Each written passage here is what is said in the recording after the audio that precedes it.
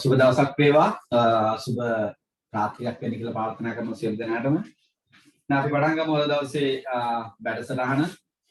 අපේ පන්තිය ගිය සතියේ මම කතා කරා වීදියේ භාග ගෙදරට වගේ අද්දලා තිබ්බා. ඒ ටික කරලා දාලා තිබ්බා මම. හරියට දාගන්න මම 11 ඉඳලා වැඩි පන්න ෆොටෝ ඉල්ලන්නේ නැහැ. හැබැයි මතක තියාගන්න රටේ නීති අනුව අපිට හම්බෙයි ළඟදීම අවසරේ මේ හම්බෙන දවසට මම 11 සියලු දෙනාගේම නිබන්ධන ටික චෙක් කරනවා. චෙක් කරන වෙලාවට කාගේ ටියුට් ටික සම්පූර්ණ නැත්නම් මේ දේවල් හරියට කරලා නැත්නම් ඒ වලට පනිෂ්මන්ට් එක හම්බෙයි. අනිත් එක දැන් කොහොමද සූදානම්ින් සිටින්ද ළඟදීම අපිට හම්බෙන්නේ සංජීවී පන්තියක කියන්නේ මුහුණ පන්තියකදී හමු වෙන්න ලැබෙයි. දැනටත් මුහුණට මුහුණ වුණාට අර මේ ළඟ ඉඳගෙන පන්ති කරන්න බැරි තත්ත්වයන් තාම තියෙන. ඉතින් අපි හම්බෙයි ඉක්මනට. ඒකට අපි සූදානම්ින් ඉමු. මොකද රටේ නීතියට ගරු කිරීම අංක 1 යම් තැන්වල පන්ති පටන් අරගෙන ඇති. ඒ වුණාට අපි පුතා නීති ගරුකව වැඩ කරන මිනිස්සු. ඉතින් මේක නිසා එක දෙක තමයි අපි පුළුවන් තරම් උත්සාහ කරනවා ඔයාලගේ ආරක්ෂාව. මොකද මම දොස්තර නෙමෙයි. ડોක්ටර්ස්ලා කියන දේවල් අනුව අපි ඒව පිළිපැදලා හිටියොත් තමයි අපිට මේ ලෙඩේ උඩ දාගන්න පුළුවන්. ඉන්නේ එතකොට අපිට දීර්ඝකාලීනව මේකී කිසිම ගැටලුවක් නැතුව ඉන්න පුළුවන්. නිසා කලබලයක් නැතුව අපි ඉමු. මොකක් හරි අවස්ථාවක අපිට හම්බෙයි.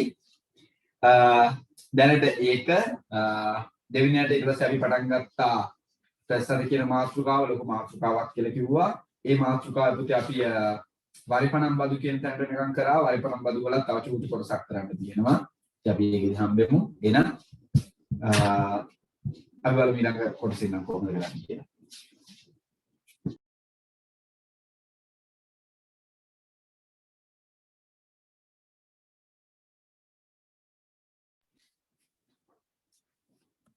හරි ප්‍රශ්න කියන මාතෘකාව තමයි අපි යන්නේ. ප්‍රශ්න මාතෘකාවේ වරිපණම් ගැන ගිය සතිය කිය දුන්නා මං කිව්වා අර ගෙදරකට ගහන බදු ගැන කිය දුන්නා. ඒක මේ පස්වෙනි ගාන හයවෙනි ගාන කියලා දුන්නේ නැහැ. ඒ වෙනුවෙන් උදාහරණ ගානක් කියලා දෙන්න යන්නේ. ලියා ගන්න මාත් එකම ගාන පණන් ගමු අපි ගාන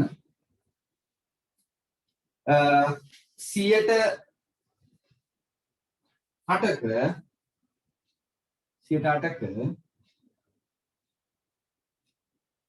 වාර්ෂික බදු ගෙවන 108ක වාර්ෂික බදු ගෙවන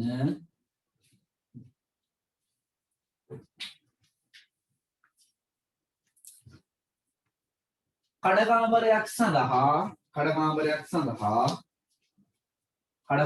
සඳහා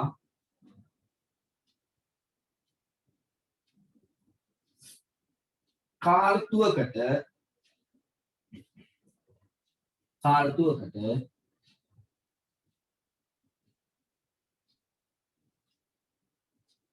රුපියල් 1000ක් ගෙවන්නේ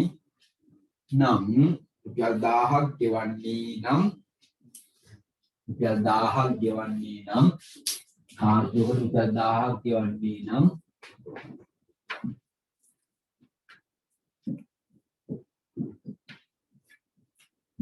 නම් ඉඩමේ වටිනාකම සොයන්න. නැත්නම් ගොඩනැගිල්ලේ කඩකාමරේ වටිනාකම සොයන්න.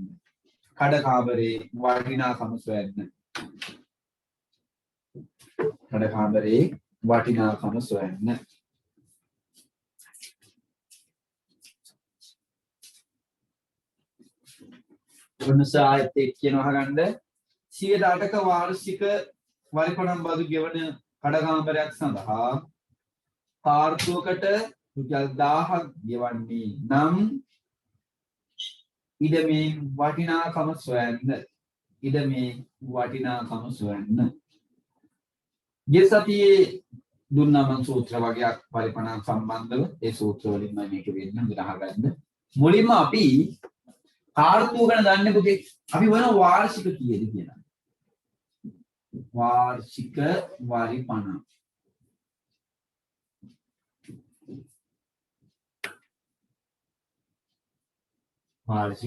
කොහොමද අපි හොයන්නේ? මේ රුපියල් 1000 කියන්නේ කාර්තුවක් 1000 වැඩි කරනවා පුතේ අපි 4. එතකොට අපේ රුපියල් කීයයි කියලාද? 4000යි. කාර්යෝට එන වාර්ෂික වෙනවා රුපියල් 4000ක්. සූත්‍ර දුන්නා මතක ඇති දෙවෙනියට පළවෙනියට දුන්න සූත්‍රය තියෙන්නේ කොහමද? වාර්ෂික වරි පණම් සමානයි වටිනාකම වැඩි කිරීම 100ට වටිනාකම වැඩි කිරීම 100ට වාර්ෂික වරි පණම් සමානයි වටිනාකම වැඩි කිරීම 100ට වාර්ෂික වරි පණම් කියන්නේ පුතා අර හම්බෙච්ච ගාන කියලා 4000යි. මේ සූත්‍රය තමයි මේ භාවිතා කරන්නේ. වටිනාකම ඒක තමයි අපෙන් අහන්නේ. දන්නේ නැහැ අපි වටිනාකම. දන්නේ නැතුණාම අපිට ඕනනම් සංකේතයට x කියලා වගේ එකක් ගන්න පුළුවන්. දන්නේ නැහැ. 100ට ගාන දන්නවා 108ක 108ක් කියලා දුන්නා අපි. ඔන්න 100ට 8යි. කොහොම ලියාගන්නේ? මේ 108 මෙතන කෙටි කරන්නත් පුළුවන්. නැත්නම් අපි මේ 108 ගිනෝ මේ පැත්තට පුතේ උඩයට මාරු වෙලා එනවා. භාගයක් සමාන කිරීමකින් මේ පැත්තට ගේනකොට මොකක් වෙනවද? උඩයට මාරු වෙනවා. රුපියල් 4000 වැඩි කිරීම 8ට ගිහිල්ලා 100 උඩට එනවා සමානයි x කියලා එනවා. හරිද? එතකොට මොකද වෙන්නේ? 8ට 8 ඒවා 1යි 40ට 8 ඒවා පුතේනවා හරියටම 5යි මේ පැත්තෙන් x කියන්නේ වටිනාකම පස්වරක් 1 5යි මෙතන බිඳුවයි මෙතන බිඳුවයි මෙතන බිඳුවයි මෙතන බිඳුවයි බිඳුව ඔක්කොම කීයක් වෙනවද පුතේ 4ක් තියෙනවා අපිට එනවා රුපියල් කොච්චරද මේ ගොඩනැගිල්ලේ වටිනාකම රුපියල් 50000ක් කියනවා වාර්ෂික වරි පණම් හොයාගත්තා පස්සේ සූත්‍රයට ආදේශ කරා රුපියල් 50000ක් ආවා කාටද ගැටලු තියෙනවා නම් අහන්න මොකද පස්වෙනි ගාන සහ හයවෙනි ගාන තනියෙන් හදන්න වෙනවා පිටු අංක 5 ගැටලු තියෙනවා නම් අහන්න පුළුවන්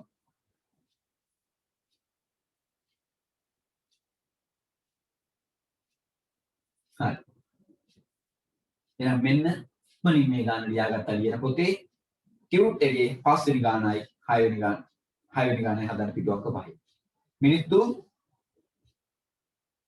මේක ලියාගන්න මිනිත්තු 2යි ගණන් දෙකට මිනිත්තු 2 2 4යි ඔක්කොම මිනිත්තු 6යි 6න් බලනවා හරි මම කරන්නේ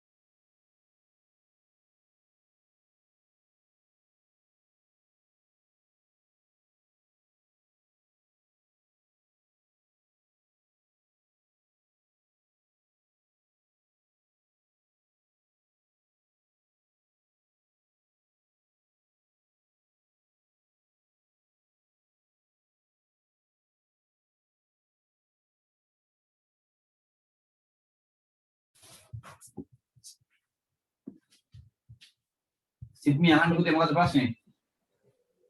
සර් කීවෙනි ගානන්ත කරන්න කිව්වේ? පිටු අංක 5 ලොකු ප්‍රශ්න අංක 5 ලොකු ප්‍රශ්න අංක 6.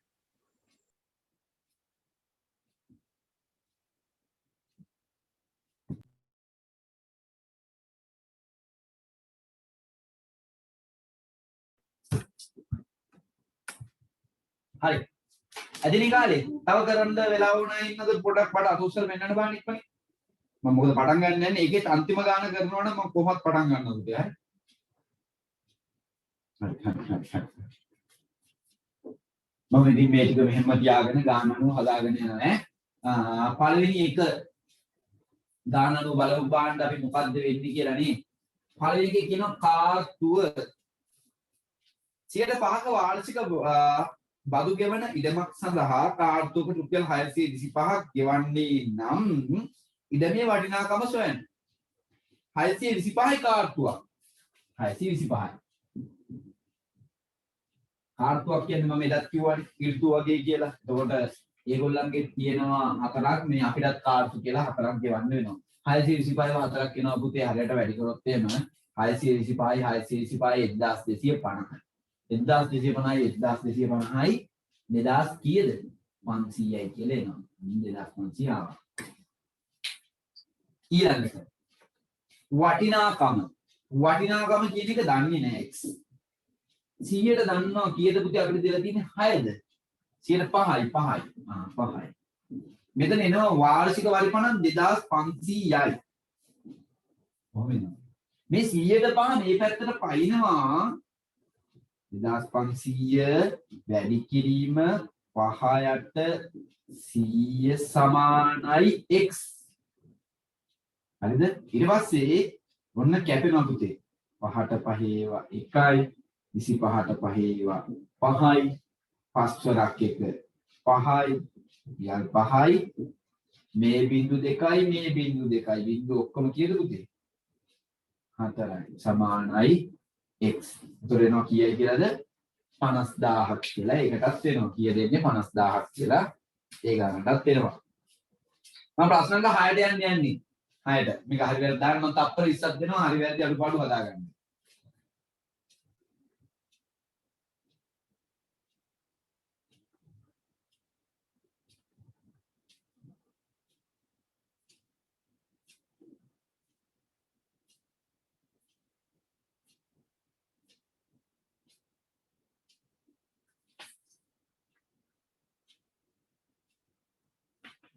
හරි.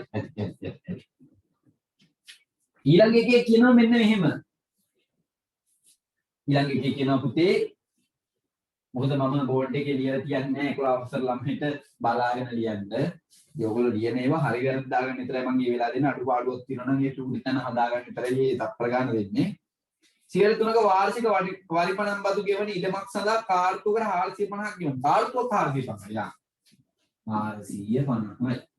වැඩි කරනවා 4යි 450යි 450යි 900යි 900යි 900යි 1800ක් කියලා එනවා 1800යි හරිද ඊට පස්සේ මොකද කරන්නේ ඔන්න මේකට එනවා වාර්ෂික වරිපණන් 1800 හරි වටිනාකම කියන එක පුතේ එනවා x 100ට r 100ට කියන මේ දෙලා 3යි කියලා දීලා තියෙනවා මෙයා උඩට මාරු වෙලා මෙයාගේ පැත්තට එනවා පුතේ 1800 වැඩි කිරීම යටට 3 උඩට 100 සමානයි x 3ට 3 ඒවා 1යි 18ට 3 ඒවා 6යි 600 ඒවා 100ක් වෙනවා පුතේ කීයයි කියලාද 60000ක් කියලා x 600 ඒවා 100ක් 60000ක් කියලා එනවා රුපියල් 60000ක් වටිනා ඉඩමක් හරි මේක අඩුපාඩු දාගන්න මේ අඩුපාඩු හතර ගන්න ගමන් මම ඊළඟ පාඩම එක කියන්න ඊළඟ පාඩම තීරු බදු. වැට් බදු දෙකම එකට මම කරන්නේ. තීරු බදු වැට් බදු දෙකම එකට කරන්නේ. ඔව්. දෙකම එක හා සමානව කියලා හිතාගෙන තමයි කරන්නේ. ඒ නිසා අපි බලමු එකින් එක කොහොමද යන්නේ කියලා. මේමයි. තීරු බදු. මේ දවස්වල නිවුස් බලනවා නම් ඔය බදු සම්බන්ධ ප්‍රශ්න ඇති වෙනවා ළමයි. ඒගොල්ලෝ හොඳට බලන්නකෝ. අද දැන් 7යි කාලයිනේ. පන්තිවලින් 40 පාඩම් 9:55 නිවුස් තියෙනවනේ ඒ වෙලාවට බලන්න මේ බදු සම්බන්ධ ප්‍රශ්න ගැන කතා කරනවා. තීරු බදු. තීරු බද්දක් කියන්නේ උදාහරණයක් ගත්තොත් එහෙම ලංකාවේ රජය විසින් ඕනෑම වෙලාවකදී රජය Tamanට ආදායමක් හොයාගන්න බදු ගහනවා පුතේ. තීරු බදු කිව්වම අපි තුමුකෝ දැන් ඔන්න මම ගන්නම්කෝ ඩියෝ බයික් තියෙන්නේ ඩියෝ බයික් තියෙන්නේ. ඩියෝ බයික් එකක් පුතේ ඉන්දියාවේ රුපියල් 70000ක් විතර වෙන්නේ. රුපියල් 70000ක් විතර වගේ වෙන්නේ. හරිද 70000යි. ඒතකොට ඩියෝ බයික් එක 70000 ඩියෝ බයික් එක දැන් ලංකාවේ ගාන ලක්ෂ විකුණන්නේ සාමාන්‍ය මම කියන්නේ අද ඊයේ ගාන නෙමේ මේ ඉස්සල තිබ්බ ගාන 250000ක් විතර වගේ වෙනවා. ඒතකොට ඒකේ 50000ම අපි අයින් කරමුකෝ මේ මනුස්සයා ලාභේ තියා ගන්නවා කියලා 50000ක් ලාභේ තියා ගන්නවා. එතකොට 70000 ගත්ත එක ලක්ෂ දෙකක්ම මෙයා බදු තමයි ගෙවලා තියෙන්නේ. 70000 ඉඳන් ලක්ෂ දෙකක් වෙනකම්ම මෙයා ගෙවලා තියෙන්නේ මොනවද බදු. එතකොට 1,30,000ක් විතර බදු ගෙවලා තියෙන්නේ. ඕක තමයි මේ තීරු බදු කියන්නේ. තීරු බද්ද කියන එක අපිට ගහන ලොකු බාධාක් ළමයි. ඒ කියන්නේ සාමාන්‍යයෙන් අපි ඕනෑම අත්‍යවශ්‍ය භාණ්ඩ ඒ කියන්නේ පිටරටින් ගේන බඩුවකට අපි ගහනවා මොකද්ද? මේ වගේ බදු ප්‍රමාණයක්. හරිද? මේ බද්දක් මොකක් හරි ගහනවා. ඒවා පිටරටින් එන භාණ්ඩ වලට පිටරටින් ගේන සුපෝපභෝගී මේ භාණ්ඩ වලට වාහන වලට එතකොට සමහරක් වෙලාවට අත්‍යවශ්‍ය භාණ්ඩ වලටත් මේගොල්ලෝ මේ බදු ගහනවා. තීරු බද්ද. තීරු බද්දේ මේ සූත්‍රය නම් එන්නේ මෙතන වෙනස් වෙනවා තීරු බදු කියලා. වටිනාකමට 100ටම තමයි. කියා ඉතින් ගහන ප්‍රමාණය. හැබැයි හොඳට මතක තියාගන්න. ගොඩක් ළමයිට මේක ටික දවසක් එදී අමතක වෙනවා. ලංකාවේ රජයේ විසින් ගහන බදු අපිට තව වියදමක් මිස අපිට තව ලාභයක් නෙවෙයි. ඒක නිසා අනිවාර්යෙන්ම මේ භාණ්ඩයේ මිල තීරු බද්දෙන් පසු අනිවාර්යෙන්ම එකතු වෙන්න ඕනේ. අඩු වෙන්නේ නැහැ කවදාකවත් මොනවද වෙන්නේ? එකතු වෙන්න ඕනේ. අපි ජීවත් වෙන කාලය අවසන් වෙනකනුත් මම නම් දන්නේ නැහැ ඕගොල්ලන්ගේ ජීවත් වෙලා යන අවසන් කාලය වෙනකනුත් මේවා එකතු වෙනවා මිස කවදාකවත් අඩු වෙන එකක් නැහැ. කොහොමද මේක කියන්නේ එකතු වීමක්ම තමයි. හරිද? එතකොට ඔන්න තීරු බදු වෙනවා. තීරු බදු වෙන්නේ මෙහෙමයි. තීරු බදු වටිනාකම වැඩි කිරීම 100ට R. එතකොට මම මෙයාටම වැට් කියලාත් ගන්නම් සිස්ටම් එක එකයි. හැබැයි බදු වර්ග දෙකක් ඈ. වැට් කියන එකේ තේරුම එකතු කළ අගය මත බදු කියන එකට. වැට් කියන්නේ ඒක මේ දිග හැරලා ගත්තොත් එහෙම එකතු කළ අගය මත බදු. ඒ කියන්නේ මේගොල්ලෝ බදු ගහන්නේ අන්තිමට කොහොමද දන්නවද? මේ වැට් බද්ද තියෙනවා ළමයි දැන් නම් ටිකක් අඩුයි ඒකේ. ඔයගොල්ලෝ දන්නවා ඇති මේ අපි ෆෝන් කාඩ් එක භාවිතා කරන්නේ. අන්නේ ෆෝන් කාඩ් එකේ අපි රුපියල් 100ක් දැම්මොත් පුතේ ඒගොල්ලෝ අපෙන් බදු කියලා අය කරලා තියෙනවා පුතේ ඇත්තටම 33.7 ගාණක්. හරිද? ඒ 33.7 ගාණක් බදු. හැබැයි එකපාරටම 100 දැම්මම 33ක් කැපෙන්නේ ඒ ඔයගොල්ලෝ ණයක් කරන් තිබ්බොත්. හරිද? ඒ බදු නෙමෙයි කැපෙන්නේ. ඕගොල්ලෝ එහෙම හිතන්න එපා මේ බද්ද දමා කැපෙන්නේ කියලා නෑ. ඒ ඔයගොල්ලෝ ණයක් කරන්නේ. ඒගොල්ලෝ කපන්නේ මෙහෙමයි කපන්නේ. ඒක කෝල් එකක් ගත්තම ඉස්සෙල්ලා රුපියල් 2යි නම් දැන් රුපියල් 2.50ක් කැපෙනවා. ගිය අවුරුද්ද 2යි කැපුණේ. එක මිනිත්තුවකට. දැන් 2.50ක් කැපෙනවනම් මන්නේ 7.50 දිනව නේද? අන්න ඒක තමයි බදු කියන්නේ. හරිද? අන්න එහෙම තමයි ඒගොල්ලෝ බදු කපා ගන්න. ඒ වගේ වැට් කියන එක බද්ද එකතු කරාට පස්සේ කියන්නේ භාණ්ඩ ගේන රුපියල් ලක්ෂයයි ඊට පස්සේ තීරු බදු ගහනවා රජයෙන්. ඒක තව ලක්ෂයයි දැන් ලක්ෂ 2යි ඊට පස්සේ මේ මිනිස්සයා ගබඩා කරන්න ගේන්න ඒ වලට පොඩි වේදමක් දානවා. ඒකට තව රුපියල් 50000යි 2,50,000යි මේ මිනිස්සයා මේ ගෙනල්ලා නිකම්ම දෙන්නේ නැහැ නේ. ඔක තව ලාභයක් තියාගන්න ඕන. තව ලක්ෂයක් ගේනවා ලක්ෂ 3,50,000යි. එතනදී ඔක්කොම ඉවර වුණාට පස්සේ ඔක්කොම එකතු කරාට පස්සේ ආයි බද්දක් ගහනවා. ඒ ලක්ෂ 3,50,000 ආපු වෙලාවට එතනදිත් බද්දක් ගහනවා. අන්නේ බද්දට කියනවා වැට් බද්ද කියලා. එහෙමයි ගන්න. එකතු කරා ඔක්කොම එකතු කරාට පස්සේ ගහන බද්දට කියනවා වැට් බද්ද. වැට් බද්ද ගහන්න ඉස්සලා තීරු බද්දත් ගන්න. මේ ප්‍රායෝගික ජීවිතයේදී එකම කොටසකට එකම දෙයකට අපි බදු දෙකක් ගෙවලා තියෙනව නොදැනුවත්ව. හරිද? හැබැයි ඒක ගහන විධි ක්‍රම දෙකක් තියෙන්නේ. ඒකයි මේ පැහැදිලි කිරීම කරන්න තියෙන දේ දෙකම එකයි. උදාහරණ ගානකින් අපි යන් මේක ලියලා කොටු කරගන්න පුතේ. නෑ ඒගොල්ලෝ දීලා මේ මම දීලා තියෙනවා තීරු බදු කියලා හිස්තැන ඒ හිස්තැනේ මේක ලියාගන්න ලියලා මම මේ කියන ගාන කරමු ඊට පස්සේ මම ඔයගොල්ලන්ට දෙන්නම් වැඩ වගේ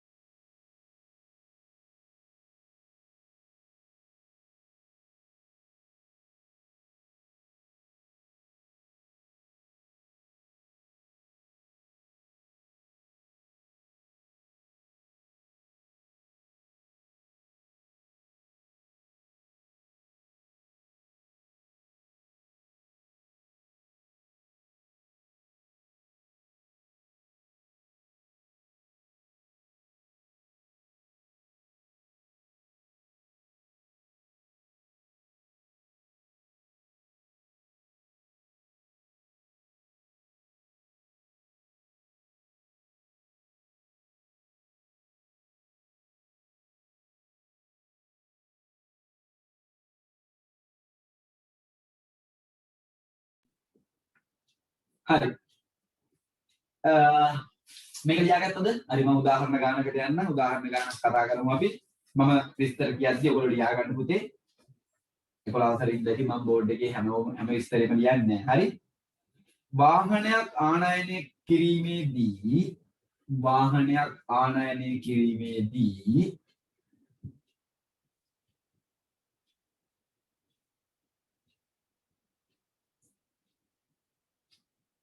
සුනිල්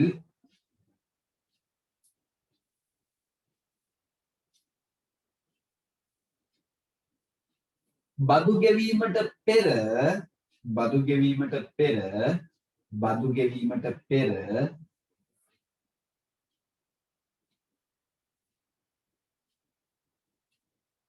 වටිනාකම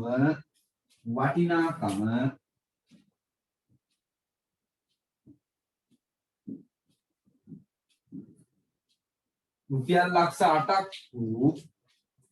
ලක්ෂ 8ක් වූ වාහනයක් සඳහා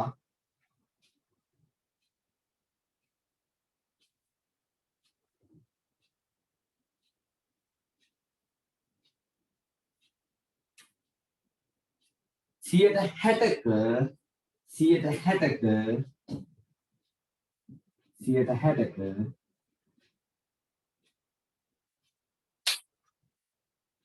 තීරු බදු ගෙවීමක් කරයි.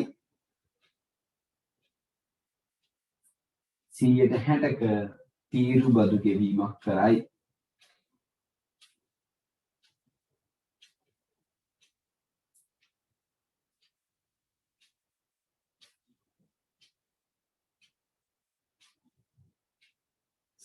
තීරු බදු ගෙවීමක් කරයි. රෝමිලකම් 1 තීරු බදු ගණනය කරන්න රෝමිලකම් 1 තීරු බදු ගණනය කරන්න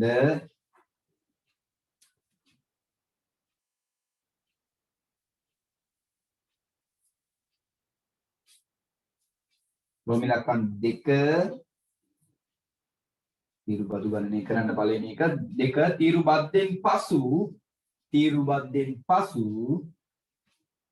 තීරු බද්දෙන් පසු වාහනේ මිල සොයන්න.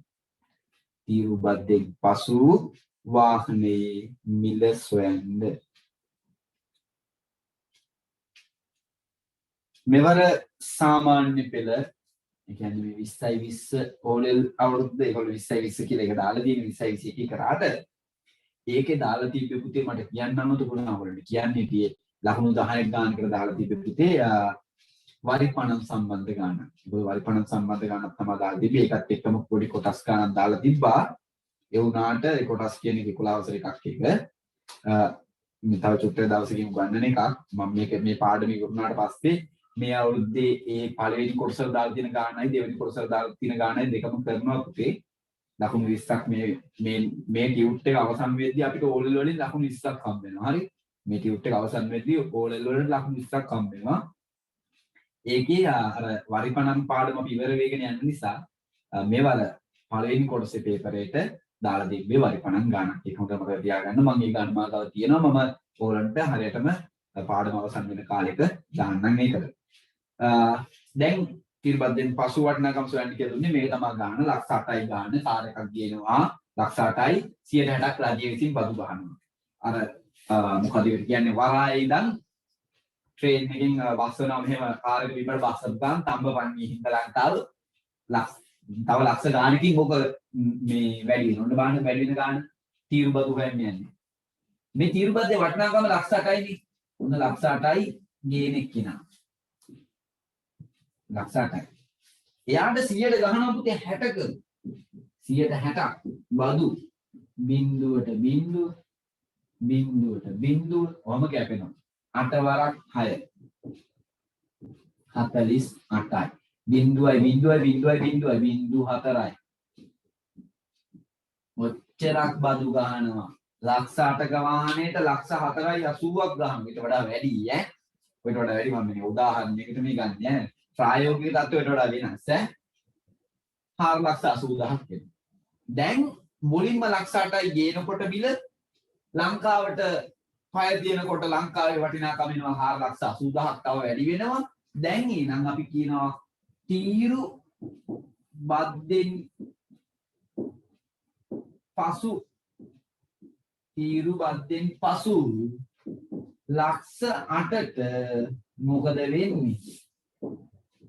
මේ ලක්ෂ 8ට මේ රුපියල් 4,80,000ක් එකතු කරනවා පුතේ. ඔන්න එකතු වෙනවා ගාන බිංදුවයි බිංදුවයි බිංදුවයි බිංදුවයි 8යි 8යි 4යි 12යි කියලා එනවා. ලක්ෂ 8ට ගෙනාපු වාහනේ ලංකාවට පය වැටෙනකොට බිමට වැටෙනකොට මේ පොළොවට වැටෙනකොට ලක්ෂ 12,80,000ක් වෙනවා මේකේ හැටියට. අන්න එහෙම තමයි එන්නේ. කවදාකවත් තීරුබදු අඩු වෙන්නේ නැහැ. එතකොට මම ලක්ෂ 8ට ගෙනාපු බාණ්ඩෙට මේක අඩු වුණොත් එහෙම ඕගොල්ලන්ට එන්නේ 3,20,000යි. ලක්ෂ 8ක තිබ්බ වාහනේ ලංකාවට නම් 3,20,000ක් වෙන්නේ නෑ. ඒක ඉතින් මේක ප්‍රායෝගිකව මේකේ තියෙන්න ඕනේ අපිට නේ.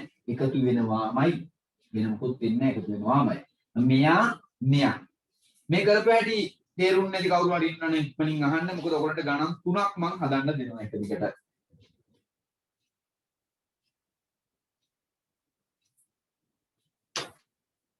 හරි. ඒ කියන්නේ කාටවත් ප්‍රශ්නයක් නැහැ. තීරුබදු පිටු අංක 5 තීරුබදු පළවෙනි ගාන, පිටු අංක 6 තීරුබදු දෙවෙනි ගාන, පිටු අංක 6 මේ යට තියෙනවා වැට්බදු ගානක්. වැට්බදුත් මේ වගේම තමයි. ඉතින් නමට වැට් කියලා එනවා විතරයි එච්චරයි ඈ. වැට්බදු ගාන. ඒතර ගණන් 3ක් දීලා තියෙනවා. මේ විදියටමයි කරගෙන යන්නේ. හොයනවා එකතු කරනවා. හොයනවා එකතු කරනවා. හොයනවා එකතු කරනවා. ඉක්මනින් මේ ගණන් 3 හදන්න ගන්න මේ උදාහරණය ලියන පොතේ ලියාගෙන ඒක මතක තියාගන්න. පොඩක් මම චුට්ටක් මට දෙන්න විනාඩි 2-3ක් මම මේ කතා කරන දේවල් වලට. පුතේ දැන් අපිට සාමාන්‍යයෙන් රටේ නීතිය අනුව දැන් ඔයගොල්ලෝ 15 වෙනිදා ඔයගොල්ලන්ට ඉස්කෝලේ පටන් ගන්නවා. ඒක අනිවාර්යයි. 15 වෙනිදා ඉස්කෝලේ පටන් ගත්තම දෙයියන්ගේ පීටෙන් පුතේ ඔයගොල්ලන්ට ඉතින් ඕලෙල් ඉවර වෙනකොට ඉස්කෝලේ යන්න සිද්ධ වෙනවා. ඒක එහෙමම ලිකටම වෙනවා. ඒක ඉතින් රටේ මේ වගේ ලොකු ප්‍රශ්නයක් ඇති වෙන එකක් නෑ. ඇති වෙන්නත් එපා කියලා අපි ප්‍රාර්ථනා කරමු. ඔයගොල්ලන්ගේ අධ්‍යාපන මට්ටමට ඒක ලොකුවට බලපානවා. ඒක එක. ඒකට ඔයගොල්ලෝ ඉස්කෝලේ පටන් ගත්තා කියන්නේ පුතේ අපිට රටේ ඔයගොල්ලෝ නිවුස් අහනවා. ඉතින් රටේ පුරවැසියන් විදියට අපිට තැනින් තැන පටන් අරගෙන තියෙන කුඩා පන්ති විදියට පටන් ගන්න බෑ පුතේ. ඒගොල්ලෝ නීතියට ගෞරව කරන්නේ නැතුව පටන් අරගෙන තිබ්බට අපිට නීතියට ගෞරව කරන්න සිද්ධ වෙනවා. මොකද අපි මේ සෙල්ලම් කරන්නේ ලෙඩක් එක්ක පුතේ. හරිද? ඉතින් අපි ඒගොල්ලෝ සෞඛ්‍ය දෙපාර්තමේන්තුවෙන් කියන උපදෙස් පිළිපැදගෙන තමයි අපිට හැමතිස්සෙම මේ වැඩේ කරන්න වෙලා තියෙන්නේ. නිසා අපි ඒවා හරියට පිළිපැදගෙන 15 වෙනිදාම අපිට කිව්වොත් එහෙම පන්ති පටන් ගන්න දෙනවා කියලා අපි 15 වෙනිදා වෙද්දිම පන්ති පටන් ගන්නවා පුතේ. දැන් ඔයාලට නම් පන්ති පටන් ගත්තම ඕගොල්ලන්ගේ සිකුරාදා දවස ඕගොල්ලන්ට සිකුරාදා දවසේ ඒ විදිහට මොකද පෙර තිබෙත් සාහිත්‍ය පන්ති ආය මම සාහිත්‍යයට කියන්නේ සාහිත්‍ය අධ්‍යාපන ආයතනයට සිකුරාදාම ඒ විදිහටම අපි පන්ති පටන් අරගෙන කරගෙන යනවා. ඉතින් මම වෙලාවල් එහෙම කියන්නම් පොඩි වෙනස්කම් වෙනවා නම් ඒවා දැනුවත් කරන්නම්. එහෙම නොවුනොත් සිකුරාදා පටන් ගන්නවා. ඒ අපිට අවසර දෙන්නේ හෙට නම් අපි හෙට පටන් ගන්න ලෑස්ති වෙන්නේ. අපිට අවසර දෙන්නේ නැතුව අපි පටන් ගන්න නැතුව ඉන්නේ ඒකයි. අපිට අවසරය දුන්නා නම් අපිත් කැමති ඔයාලට ගෙනල්ලා මේක වැඩිපුර දැනීමක් දෙන්න. ඒ වගේම අපි පටන් ගන්නවා පුතේ ලබන මාසයේ මුල ඉඳන්. අනිවාර්යෙන්ම අප්‍රේල් 1 වෙනිදා ඉඳන්. මේක අප්‍රේල් 1 වෙනිදා බොහෝගේ දවස වුණාට අප්‍රේල් 1 වෙනිදා ඉඳන් අපි පටන් ගන්නවා. මොනවාද රිවිෂන් එක ඕගොල්ලන්ගේ. හරිද? ප්‍රශ්න පත්‍ර පන්තිය. එකත් පටන් ගන්නවා. සාහිත්‍යයටත් ඒ වගේම අනිත් ආයතනයටත් අර විදිහටම තමයි අවසර දෙන්නේ කවදද? එදාටම පටන් ගන්නවා පුතේ පන්ති අපි අපේ පන්තිය තියෙනවා නම් එදාට පන්ති පටන් ගන්නවා අනිවාර්යයෙන්. හරිද? ඒ ගැන මතක තියාගෙන ඒකට සූදානම්ින් සිටින්න අමතක කරන්න එපා. අපිට තාම අවසරය දීලා නැහැ. ඕගොල්ලෝ හැමතිස්සෙම නිවුස් අහන්න, නිවුස් වලින් කියන දේවල් මේ හොඳට ඔළුවට දාගන්න. ඒ දීගෙන ඒ දුන්න දවසටම අපි පටන් ගන්නවා පුතේ. හරි? එහෙනම් දැන් අපිට ඊළඟ 3 හදන්න පටන් ගන්න. මම කිව්වා ප්‍රශ්න අංක 1, ප්‍රශ්න අංක 2 වැට් වල ප්‍රශ්න අංක 1 හදන්න බලන්න.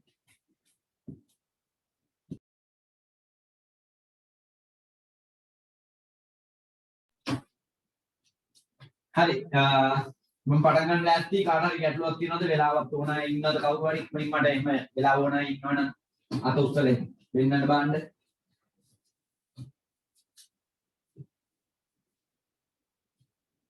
හරි.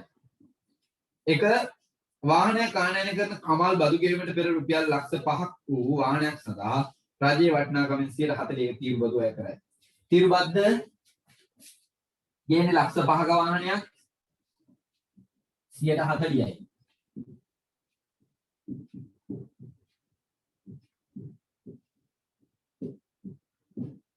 ඉනවා පුතේ රුපියල් 20000ක්. 20000 සමයි ලක්ෂ 2යි. 20000 ගෙම ලක්ෂ 2යි ඈ. 50000 ඒව 4ක් ඈ. මට බින්දු ගාන වැරදුනා. ඔන්න ලක්ෂ 2ක් කියනවා. ඊළඟට තීරු බද්දෙන් පසු ලක්ෂ 5කට අපි මොකද කරන්නේ? මේ ලක්ෂ 2 එකතු කරනවා. එතකොට එනවා පුතේ අපිට 7 ලක්ෂයකට තමයි මේ භාණ්ඩේ නැත්නම් මේ වාහනේ අපි තීරු බද්දෙන් පසු වටිනාකම කියලා දෙන්නේ. ලක්ෂ 7කට. ඒ තමයි පළවෙනිම කාරණා. පළවෙනිම ප්‍රශ්නෙට උත්තරේ. තප්පර 5ක් දෙනවා. හරි වැරද්ද දාගන්න.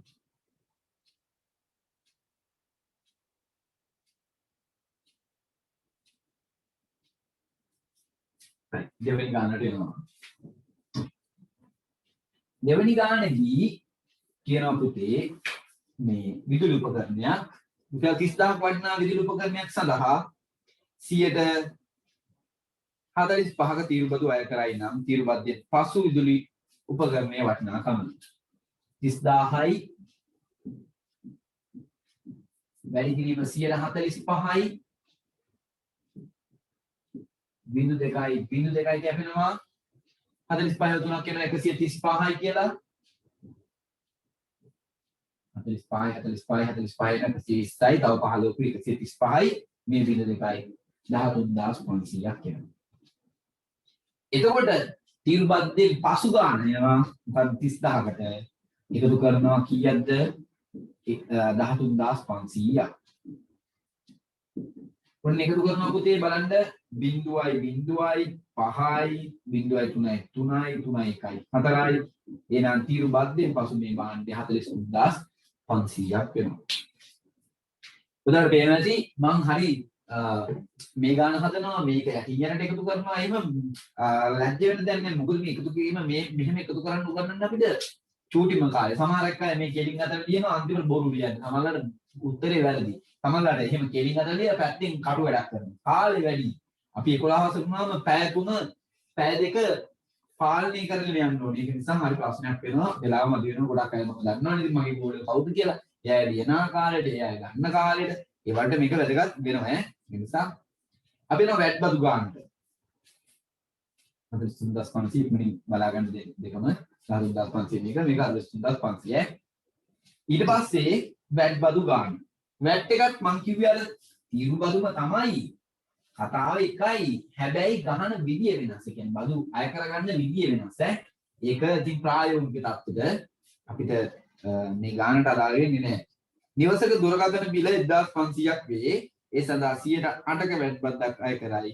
වැට් බදු එකතු කළ පසු දුරකථනයේ 1500යි දුරකථන බිල. ඔන්න වැට් එක. එයාට අය කරනවා 100ට කීයද පුතේ? 8ක්. බිඳු 2යි කියනවා 15ක් 8. 15 8ක් වෙනවා පුතේ 100 බැලුවොත් එන 120ක් කියලා එනවා. 15 8ක් කියලා දෙන්නේ 120ක් කියලා එනවා. 120යි. ඒ තමයි බදු. එහෙනම් 1500 මොකද කරන්න ඕනේ අපි? 1500ට 120ක් මොනා කරනවද? එකතු කරනවා. ඔන්න එනවා 0යි 0යි 2යි 2යි 5යි 1යි 6යි 1යි රුපියල් 1620ක් වෙනවා. රුපියල් කොච්චරද? 1620ක් වෙනවා.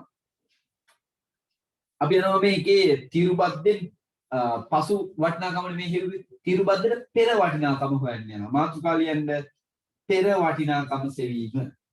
තීරුබද්දට පෙර වටිනාකම සෙවීම.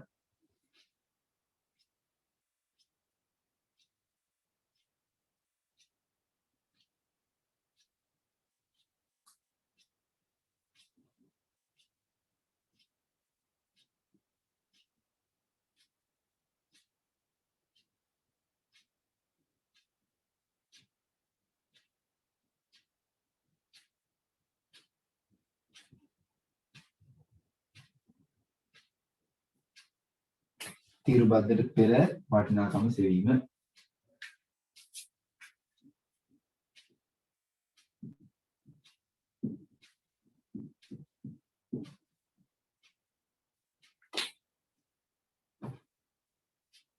හරි ඔන්න ගානක් දෙන්න යන්නේ සර් ලියාගන්න පුතාලා ගාන 140ක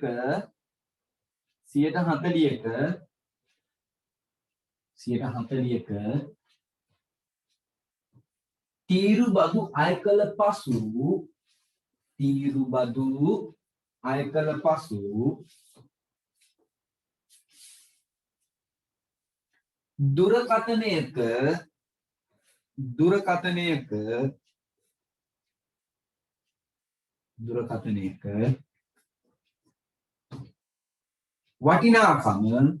වටිනාකම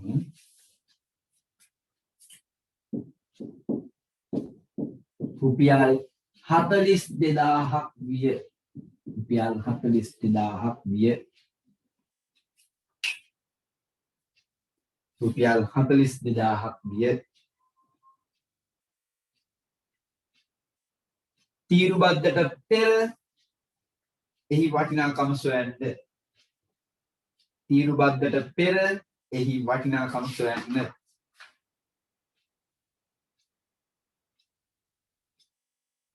තීරුබද්දට පෙර එහි වටිනාකම සොයන්න.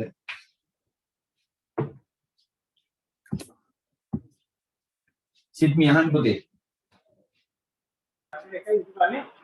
සර් ගාන ආයෙ පොඩ්ඩක් කියන්න පුළුවන්ද?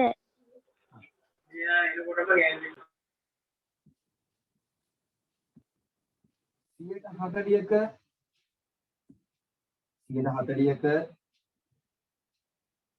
තීරුබද්දක් අය කළ පසු 140ක තීරුබද්දක් අය කළ පසු දුරකථනයක වටිනාකම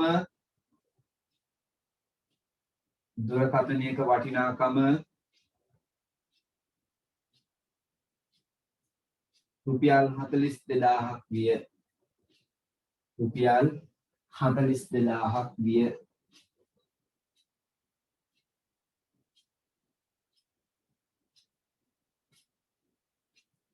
තීරුබද්දට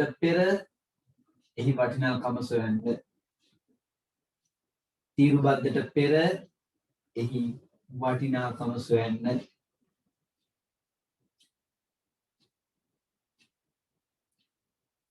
හරි පෙර වටිනාකම. ඔය අපි මේ 9 වසරේ පාඩමකදත් කරා ළමයි පෙර මේ ගත් මිල, ඒ ලස්සන මිල හොයන එක. ඒක කරන්නේ මෙහෙමයි ඈ.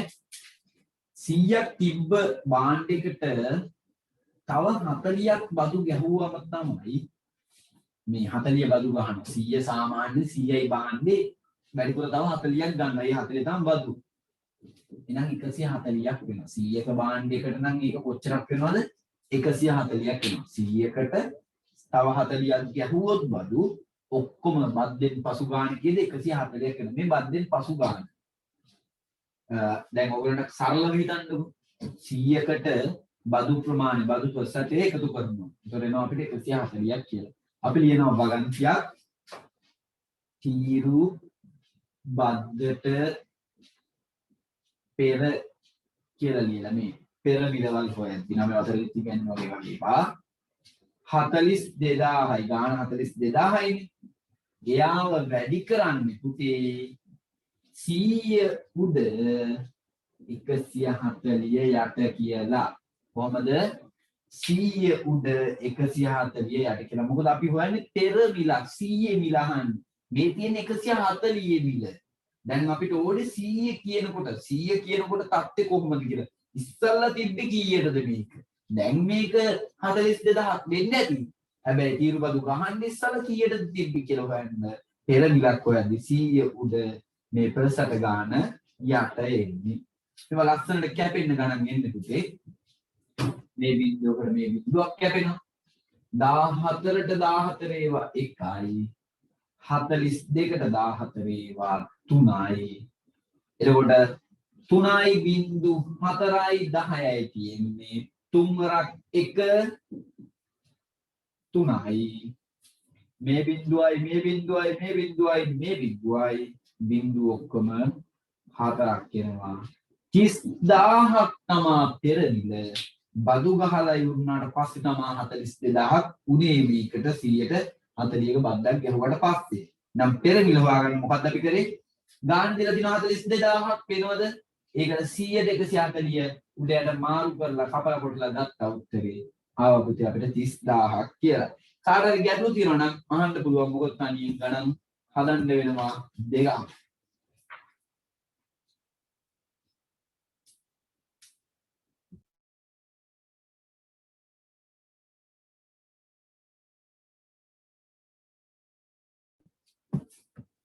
අපිට දීලා තියෙන බදු ප්‍රතිශතය තමයි අපි දැන් 140 දීලා තිබ්බොත් මේකට 140ක් එකතු මේ 40ක් එකතු කළා 140. මෙතන 50 දීලා තිබ්බනම් 100යි 50යි 150යි කියලා දානවා. එද්දි මෙතන දෙඩු උඩයට මාරු වෙලා එන්නේ. එච්චරයි විශේෂත්වයට තියෙන්නේ. එහෙනම් මට කරන්න ගන්නකො පුතේ ඔයගොල්ලෝ බලන්න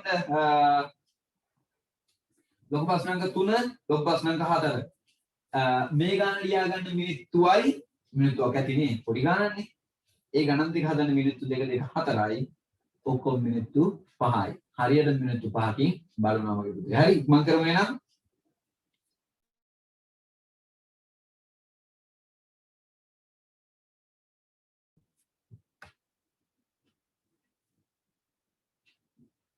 තවත් කරන අය ඉන්නවද පුතේ? තව කරන අය ඉන්නවනම් අත උස්සලා එන්න පොඩ්ඩක් මට පෙන්නන්න බෑ ඉක්මනේ. එහෙමයි ඉන්නවනම්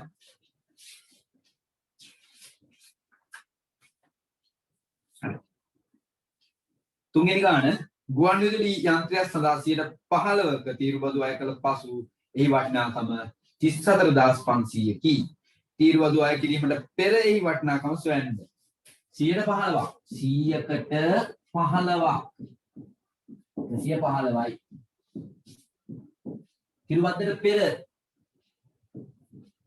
තීරුබද්දට පෙර රුපියල් 34500යි කියලා අපිට දීලා තියෙන ගාන 34500යි 100 උඩ 115 යට මම කොහොමද හරියට කැපෙන විදිහට දෙන්නේ කියලා මේගොල්ලෝ බලලා ඔන්න 115ට 115 වේවා 1යි 345ට 115 වේවා හරියට ගත්තොත් එහෙම 3යි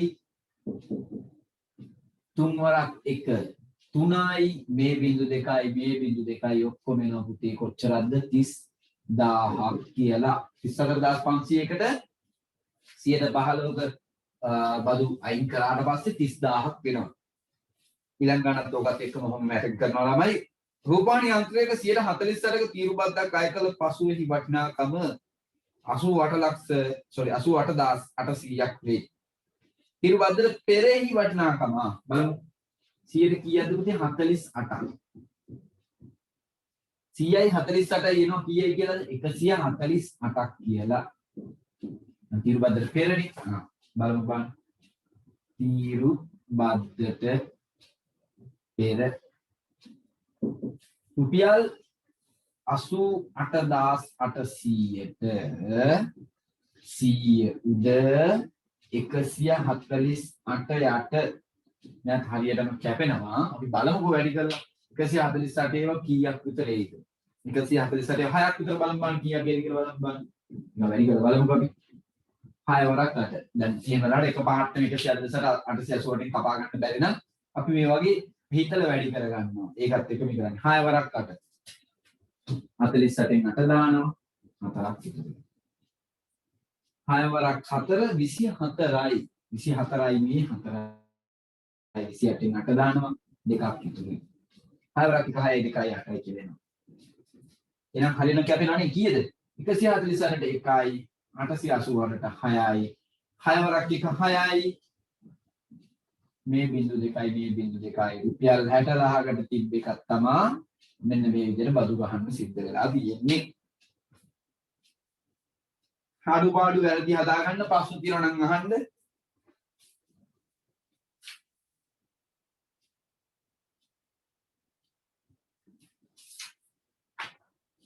පිටු අංක 7 තියෙන වැට් ගාන ඔයගොල්ලෝ ගෙදරදී හදාගෙන ඉන්න ඕනේ. එන්න ආදායම් බදු වලට.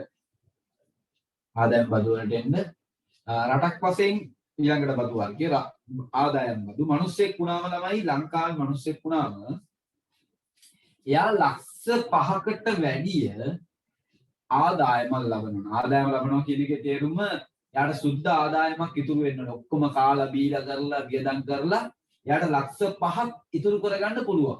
එහෙම ගැටලුවක් නෑ අවුරුද්දකට.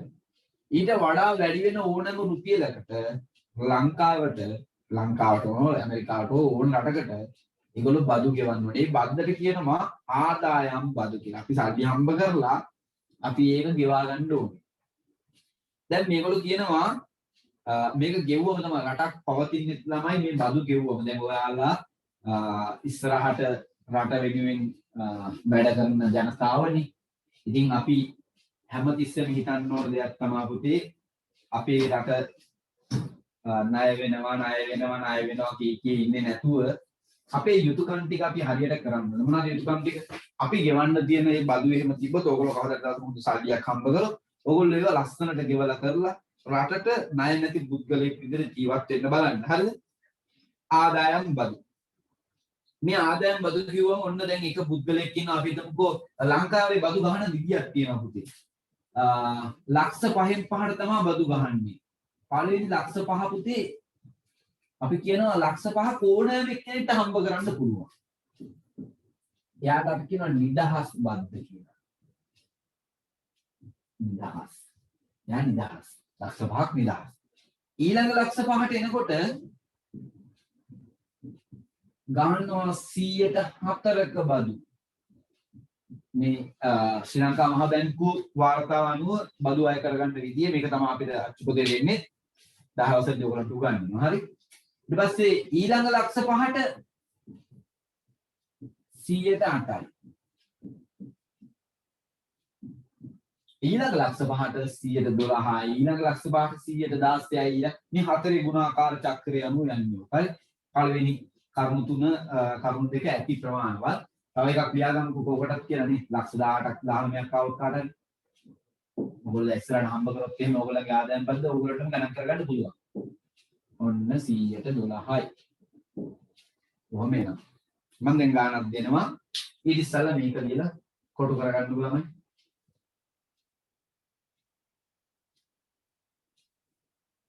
2019 සාමාන්‍ය පෙළ ගානදී ආදායම් බදු ගණක් අහලා තිබ්බ 2019 දී 2020 දී අහලා නැහැ ඒක. ඉතින් 2021 ලියන ඔයගොල්ලන්ගෙන් අහන්න බැරි කමකුත් නැහැ. හරි.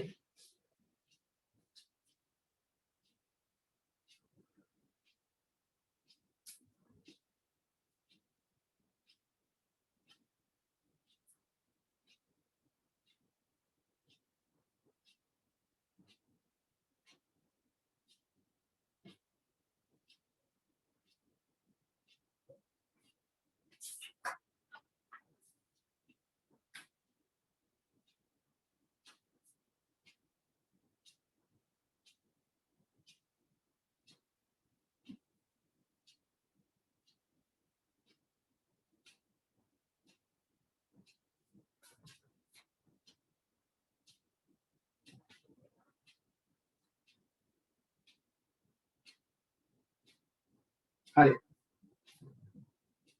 ගාන ලියා ගන්න. මෙන්න මෙහෙම.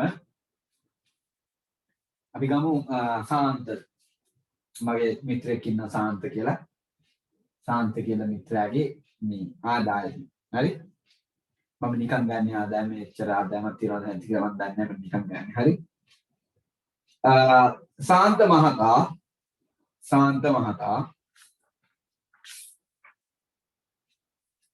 वार्षिक आदायम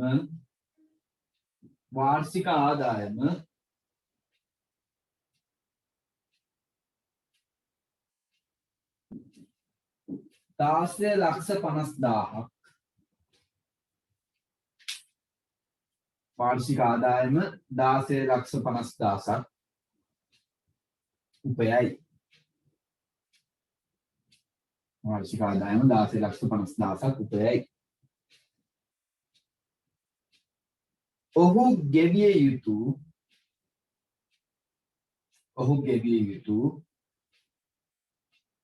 ආදායම් බදු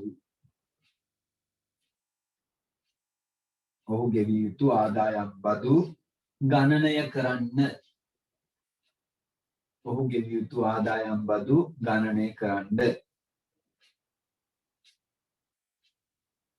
හරි. මුලින්ම අපි ආකෘති හදනවා. ආකෘතියක් හදනවා කියන්නේ මෙහෙම. මේ සාන්ත මහතාගේ ගාන කියපුතේ මෙන්න මෙහෙම 6,50,000ක් 16,50,000ක් කියන්නේ. උන්නහම තියෙනවා. රටේ නීතියන් වෙනවා මම එකින් එකට. පළවෙනි 1,05,000 නිදාස. ඒ කියන්නේ මේකෙන් 1,05,000කට බදු ගහන්නේ නැහැ. අපි ඒක ඔන්න අඩු කරනවා. අඩු කරාට පස්සේ එනවා මෙතන පුතේ 1.5යි බිංදුවයි ඔන්නම එන්නේ. හරිද? මම ඉස්සරහින් අඩු කරගෙන ආවේ. එහෙම අඩු කරන්න බෑ. පිටිපස්සෙන් දැන් අඩු කරගෙන එන්න ඕන. හරි? මෙන්න මෙයාට අපි කියනවා නිදහස් කියලා. මෙයාට කියනවා මොකද්ද නිදහස්. මෙයා නිදහස්.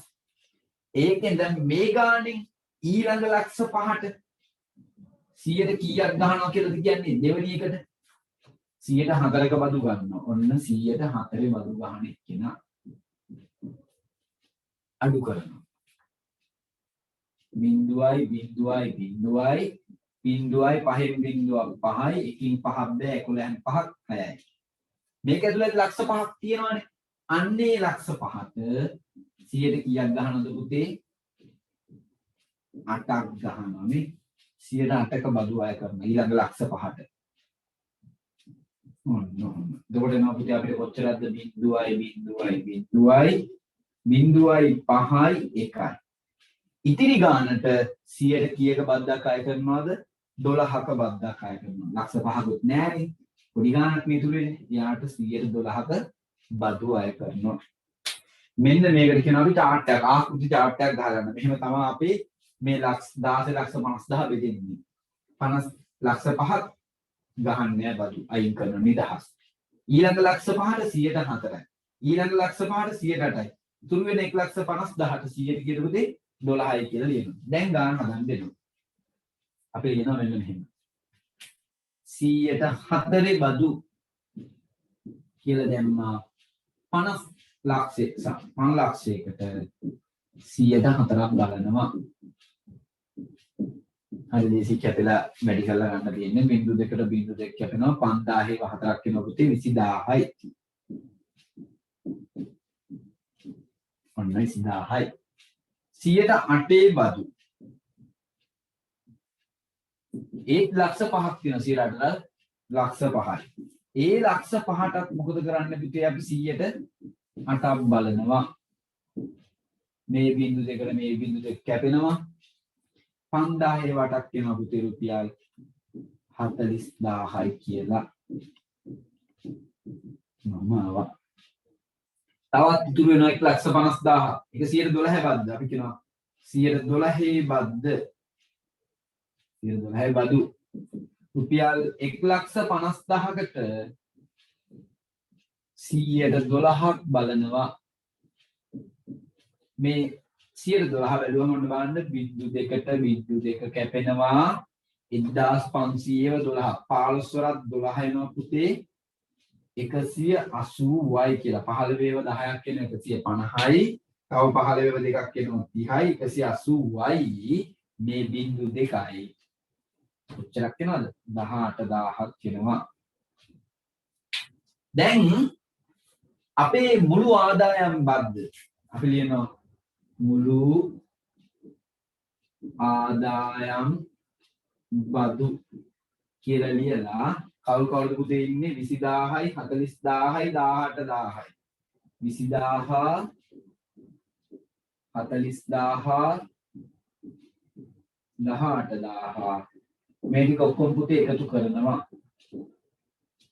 බිංදුවයි බිංදුවයි බිංදුවයි බිංදුවයි බිංදුවයි 8යි 8යි 2යි 4යි 6යි 1යි 7යි 78000ක් කියනවා මේවා සල්ලි ඒක නිසා රුපියල් කියලා ලියනවා උත්තරන්ට රුපියල් දැම්මම ඇති මේ ඔක්කොම රුපියල් දාන්න ඕනේ නැහැ දැන් අපි ටිකක් ලොකුයි පන්ති වලදී රුපියල් කීයද 78000ක් අපි ආදායම් බදු කියලා මේ සාන්ත මහතා ගෙවන්න ඕනේ දැක්කද හොයාගන්න විදිය සාන්ත මහතාගේ ආවා කීයද 16,50,000ක් කියලා ඒකෙන් පළවෙනි ලක්ෂ 5 නිදාස් කරා ඊළඟ ලක්ෂ 5ට 4ක් ගැහුවා ඊළඟ ලක්ෂ 5ට 8ක් ගැහුවා අන්තිමට ඉතුරු වෙන ගානට 12ක් ගැහුවා බදු ටික හොයාගත්තා මුළු ආදායම් බද්ද හොයාගත්තා ඉක්මනින් මේක ලිව්වා මට මේකේ නුවන් හර්ෂදිත් මහතාගේ වාර්ෂික ආදායම කියන ගාන විතරක් හදන්න ඉක්මනට මේක ලියාගත්තා ඒ ගාන හදන්න ඒ ගානට මම දෙන්නම් මිනිත්තු මේක ලියාගන්න ඒ ගාන හදන්න මිනිත්තු ඔක්කොම 8ක් විතර වගේ දෙන්න ඉක්මන් කරන්න 8ක වගේ කාලයක් දෙන්න පටන් ගමු බාන ඉක්මනින්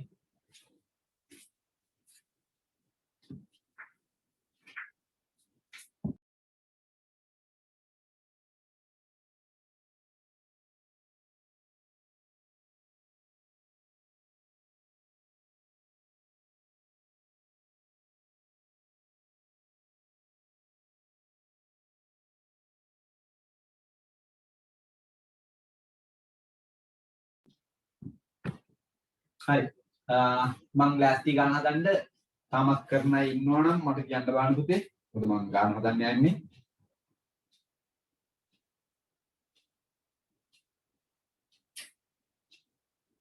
හරි එහෙනම් නුවන් හර්ෂදිත් මහතාගේ වාර්ෂික ආදායම 13,50,000ක් වේ. ඔහු ගෙවිය යුතු ආදායම් බදු ගණනය කරමු. අපි chart එක හදාගමු. 13,50,000යි. ඔන්න එතුමට ලක්ෂ 5ක් මොකද වෙන්නේ නිදහස් වෙනවා.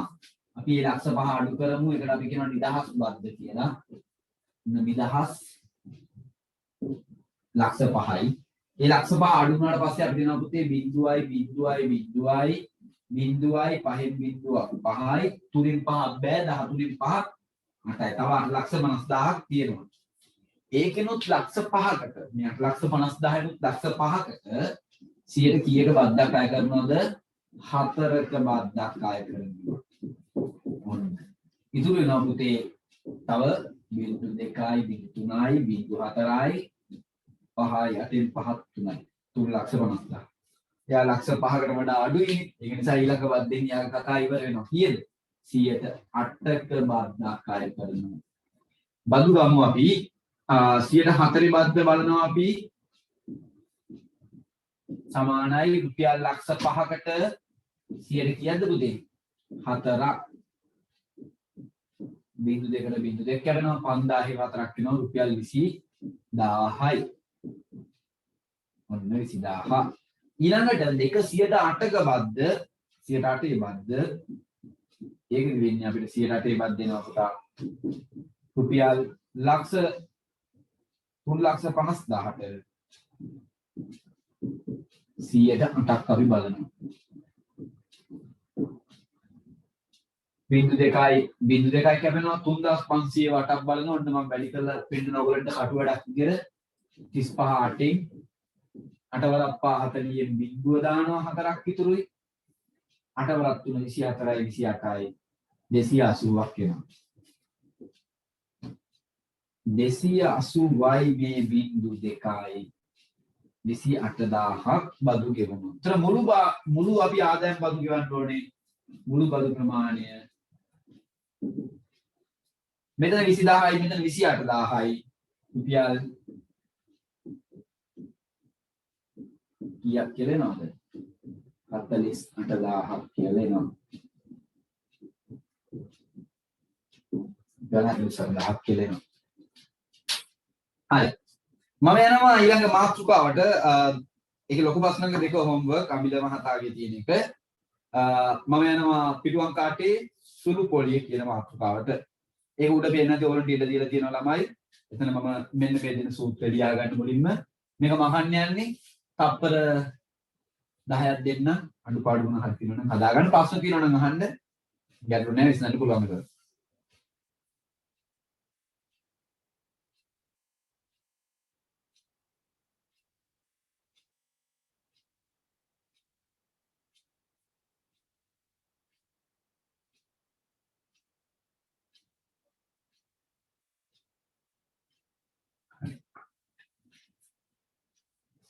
සුළු පොලිය පොලි වර්ග දෙකක් තියෙනවා 10 වසරේදී ඉගෙන ගත්ත අපි සුළු පොලිය කියන කතාව ඉගෙන ගත්ත 10 දී ඒකම තමයි මේ ඉගෙන ගන්නෙ පොලි වර්ග දෙකක් තියෙනවා පුතේ මේ අවුරුද්දේ තියෙනවා වැල් පොලි කියලා පොලි අය කරගන්න ක්‍රම තියෙනවා ඒ කියන්නේ පොලි අය කරගද්දී අපිට ගන්නවා එකක් තමයි සාමාන්‍ය විදිහට බදු ගහන්නේ මේ පොලි ගහන්නේ ඔය අපි කියන්නේ උදාහරණයකට ලක්ෂයක් ගත්තම 100ට 20ක බදු ගෙවන්න ඕනේ කියලා ඒ කියන්නේ සුළු පොලි කතාව වැල් පොලි කතාව බොහෝ දුරට භාවිතයේදී එහෙම මම දැකලා නැහැ පෙන්වන්න අවස්ථාවක් මේ අය කරන්නේ වැල් පොලියයි කියලා කියන විදිය. කියන්නේ ගානෙන් කියන්නේ නැහැ.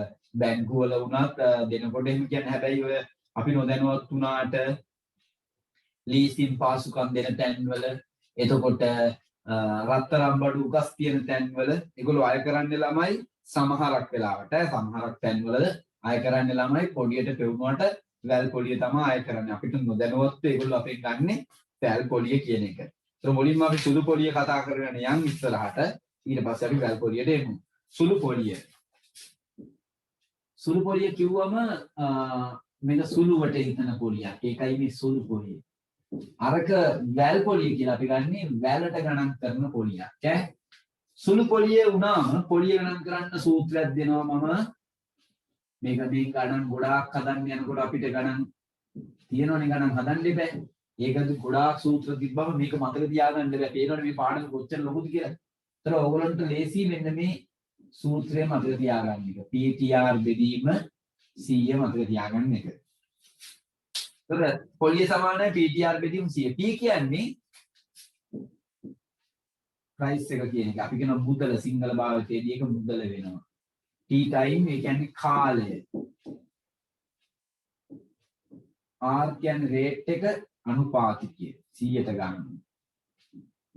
මෙයා ඕගලන්ට ඔය පිටු අංක උඩ 8 උඩ තියෙනවා රූල් 4ක්. අන්න ඒක ලියා ගන්න.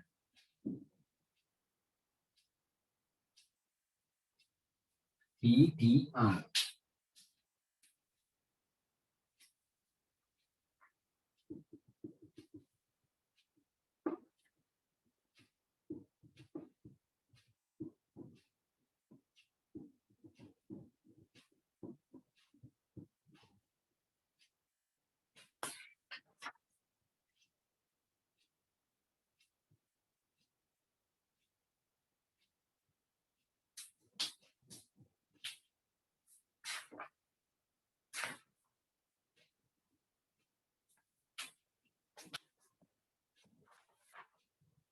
Kasini ahan පුතා මොකද ප්‍රශ්නේ? Kasini ahan පුතා ප්‍රශ්නේ. පොඩ්ඩක් ආපෝ කියනවාද මට ඇහුන්නේ මම කිව්වේ මේ පොලිය සමානයි PTR බෙදීම 100කට කිව්වා. P සමානයි මුදල, T සමානයි කාලය, R සමානයි අනුපාතිකය කියලා කිව්වා. මේක ලියාගන්න කියලා විතරයි කිව්වොත්ම කිව්වේ නැහැ. බෝඩ් එකේ මේක ලියාගන්න විතරයි කිව්වේ. ඒක ලියාගන්න කිව්වේ පිටු අංක 8 උඩම රූල් 4ක් තියෙනවා. ඒ 4 මේක ලියාගන්න කියලා කිව්වේ. මේකේ තියෙන ඉඩ අනුව ඔයගොල්ලෝ තව ටිකක් ඉස්සරහට ගියලා හරි කමන්නේ කොහමද මේ රූල් 4 ඇතුළත මේක ලියාගන්න.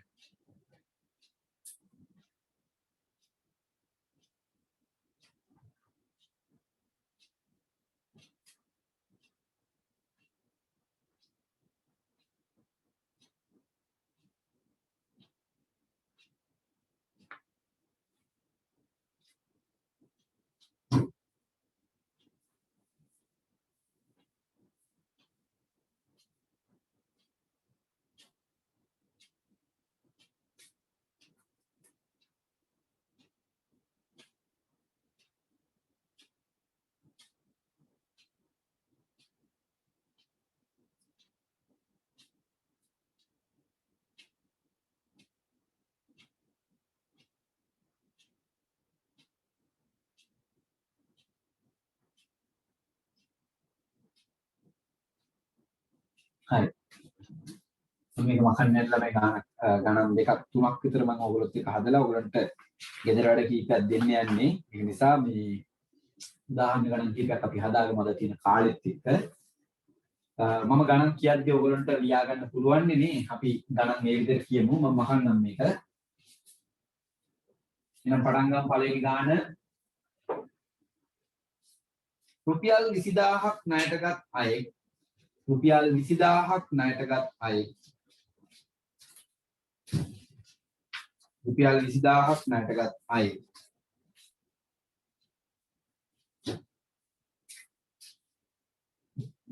රුපියල් 20000ක් ණයටගත් අයෙක්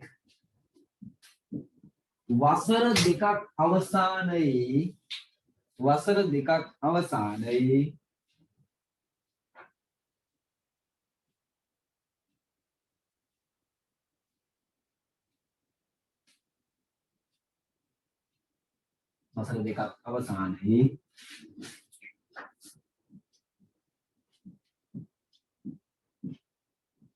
සියයට 8ක 6ක සුළු පොලියට 6ක සුළු පොලියට 6ක සුළු පොලියට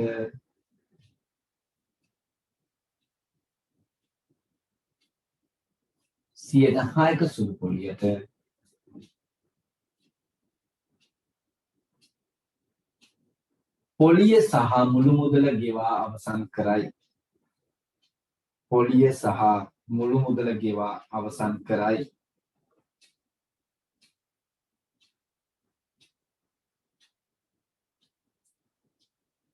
පොලිය සහ මුළු මුදල ගෙවා අවසන් කරයි.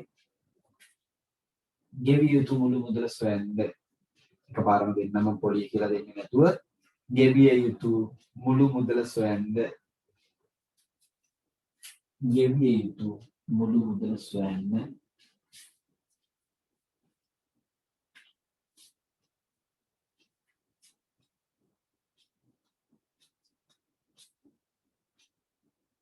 ගෙවිය යුතු මුළු මුදල සොයන්න. අනේ මම එහෙනම් ඊළඟ ගානට එන්නම්. මේකේ මම අවශ්‍ය තොරතුරු chart එකේ දාලා මේ හැමදෙස්සම බෝඩ් එකේ තියෙනවා. ඔයගොල්ලන්ට ඒව අවශ්‍ය ඒවා ගන්න පුළුවන් ඒ අවශ්‍ය අනුව. තව ගානක් අපි යන් ඊළඟ එකට 102.5ක දෙවෙනි ගාන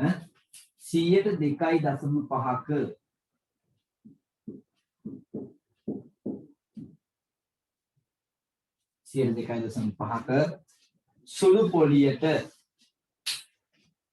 සුළු පොලියට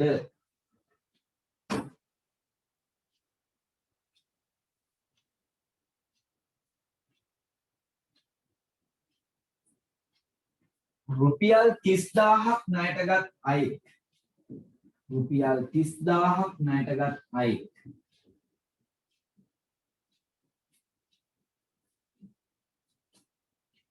රුපියල් 30000ක් ණයටගත් අයෙක්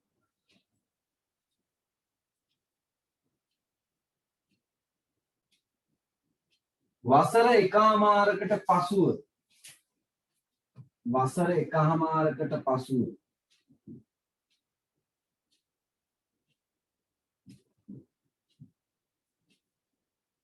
වසර එකහමාරකට පසුව ගෙවිය යුතු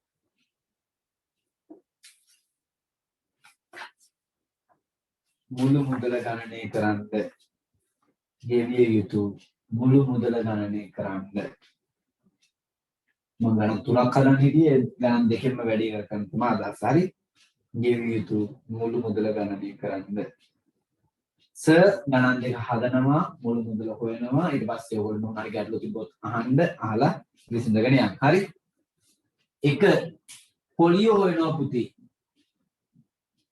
එකපාරම අවුරුදු දෙක තුනටම පොලිය හොයනවා. පොලිය නෝ PTR බෙදීම 100 කියලා කියවනේ. PTR බෙදීම 100. P කියන්නේ ප්‍රයිස් එක 20000යි. T කියන්නේ කාලය වසර 2යි. R කියන්නේ 106යි. R කියන්නේ කීයද 106යි. 106යි. 20000යි 2යි 100ට 6යි. බිංදු දෙක කැපෙනවා. 200 ඒවා 6ක් 1200යි 1200 ඒවා දෙකක් වෙනවා පිටි හරියට ගත්තොත් එහෙම 2400යි කියලා. ඔන්න පොලියාව කියලා 2400. කොහමද? තව ක්‍රම තියෙනවා. දෙවරක් 2 4යි 4යි 24යි බිංදු 2යි 2400ක් කියලා එනවා. මුළු මුදල එනවා නම් අපි ණයට ගත්තොත් මුළු මුදල හොයද්දී එකතු වෙන්නම ඕනේ. මොකද ඉතින් සල්ලි ණයට ගත්තත් ණයට දුන්නත් මේ 20000කින් මේ 2400 අඩු කරන්නේ තව 1000ක්වත් මේක එකතු වෙනවා. ඒතර එනවා තව 2400ක් මෙයාට එක්කව වෙනවා. උන් එනවා අපිට මුළු මුදල වශයෙන් අපි කීයක් ගෙවන්න ඕනේද? 0.04යි 2යි රුපියල් 22400ක් ගෙවන්න. අපි කොච්චර ගෙවන්න ඕනේද? රුපියල් 22400ක් ගෙවන්න ඕනේ. මුළු මුදල වශයෙන්. ඔන්න පළවෙනි ගාන. සේනවා දෙවෙනි ගානට.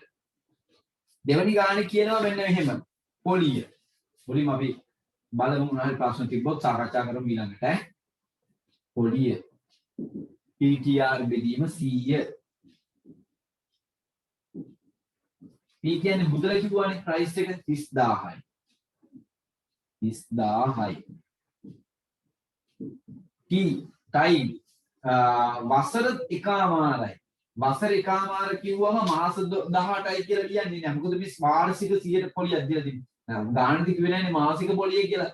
මාසික පොලිය කිව්වනම් මාස 18යි කියලා දානවා. මේක වාර්ෂිකනේ. එකමාරම ලියන්නේ. එකමාර ලියද්දී අපි ලියනවා 1.5යි කියලා ලියනවා. 1.5යි කියලා ලියනවා. වැඩි කිරීම 100ට කීයද? 2.5යි. 100ට කොච්චරද පුතේ? 2.5යි. 100ට 2.5යි.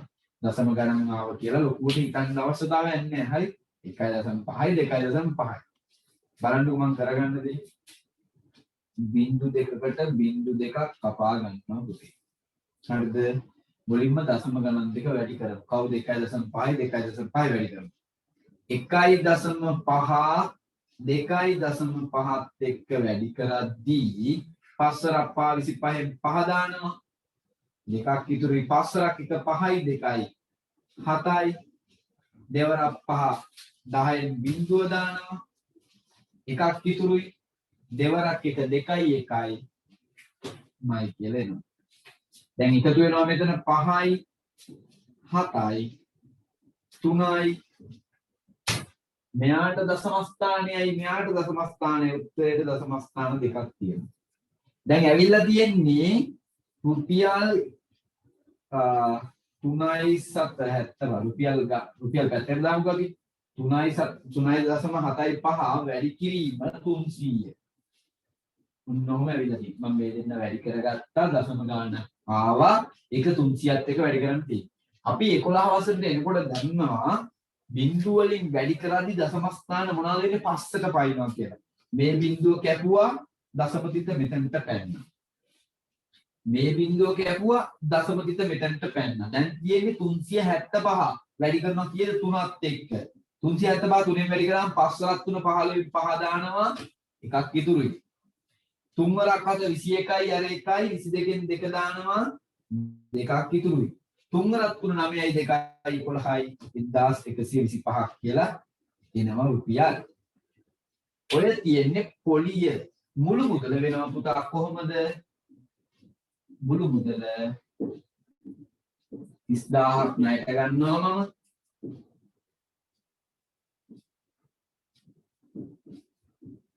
රුපියල් 30000ට මම තව 1125ක පොලියක් එකතු කරනවා. ඔන්න පුතේනවා කොහොමද? 5යි 2යි 1යි මේ 31125ක් වෙනවා. නේද කොහොමද ගත්තේ? දැන් මේකෙදි මේ බිංදු කපා ගන්න තේරුම් නැති කවුරු හරි ඉන්නවනම් ඔක්කොම මේ ටික වැඩි කරලා අන්තිම උත්තරේට දශම ස්ථාන දෙකක් තිබ්බා. තිබ්බට පස්සේ මේක තමයි එන්නේ. මොකද මෙතන ඉන්නේ බිංදු දෙකක්.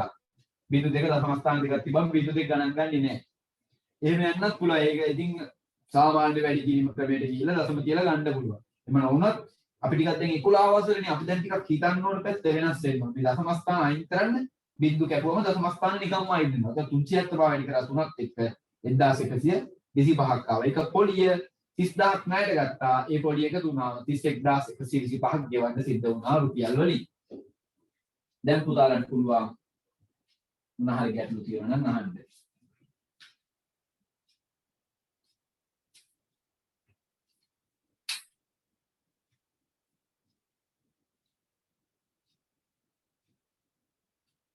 හරි. එහෙනම් මේ දෙක ලියා ගන්න. පිටු අංක 8 පිටු අංක 9 පිටු අංක 10 8 වෙනි ගාන වෙනකම්.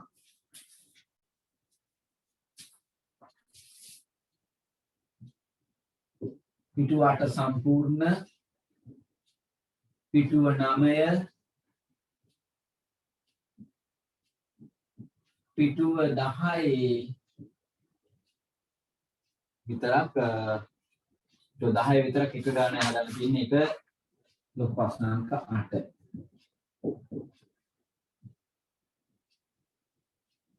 මේවා හෝම්වර්ක් දුන්නේවට අමතරව මේ 8 වෙනි ගාන 10 වෙනි පිටුවේ 8 වෙනි ගාන පිටුව 8 සම්පූර්ණ පිටුව 9 සම්පූර්ණ පිටුව 10 8 වෙනි ගාන කරන්න. ඒවා හෝම්වර්ක් මේ දෙක ලියා ගන්න. මේක මතක තියාගන්න. පන්ති ඉවර වෙනවා. ඊළඟ දවසේදී හොඳට මතක තියාගන්න මේ 15 වෙනිදා ඉස්කෝලේ පටන් ගන්නවා ඔයගොල්ලන්ට නිවුස් කියන අවධානයෙන් ඉන්න. අපි ගෲප් එකට දාන මැසේජ් කියන අවධානයෙන් ඉන්න. අවසරය හම්බෙන ශනිකව අපි පන්ති පටන් ගන්නවා. ඒක නිසා ඒ ගැනත් අවධානයෙන් ඉන්න. එහෙනම් අපි ඊළඟ දවසේදී හම්බෙමු. පුතාලට පුළුවන් මිනිත්තු 3ක් විතර දෙනවා මේකේ අඩුපාඩු ඒවා හදාගන්න. සමහරක් අය මාත් එක්කම හදලත් ඇති. මිනිත්තු 3ක් විතර දෙනවා. මිනිත්තු 3න් පස්සේ පන්ති ඉවර වෙනවා. එහෙනම් සුබ රාත්‍රියක් වෙන්න කියලා සියලු දෙනාට ප්‍රාර්ථනා කරනවා.